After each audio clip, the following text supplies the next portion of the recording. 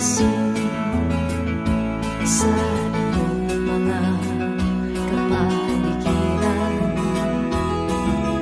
Kay dumi na ng hangin, pati na ang mga ilog natin. Hindi nga masama ang pag-ulan at malayo-layo na rin ang ating narating. Ngunit masdan mo ang tubig sa dagat. Dati kulay asul, ngayon'y naging itim. Ang mga duming ating ikinalat sa hangin, sa langit, huwag na nating paabutin.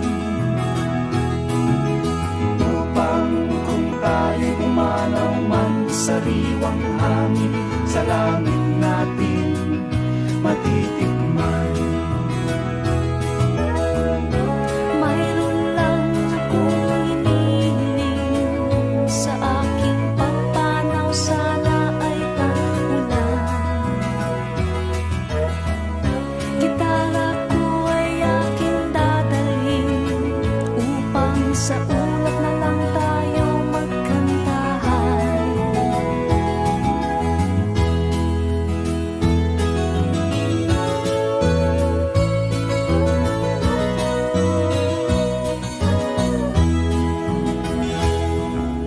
Ang mga batang ngayon lang isilang, may mga hangin pa kayang matitikman. May mga puno pa kaya silang aakyatin, may mga ilog pa kayang lalangoyan. Bakit di natin pag-isipan ang nangyayari sa ating kapaligiran? Hindi nga masama ang pag-ulan kung hindi nakakasira ng kalikasan.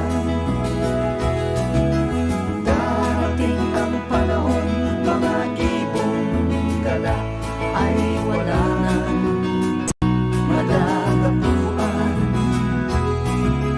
Masdan mo mga punong dati ay kay tatay, ngayon'y namamatay dahil sa ating kalokohan.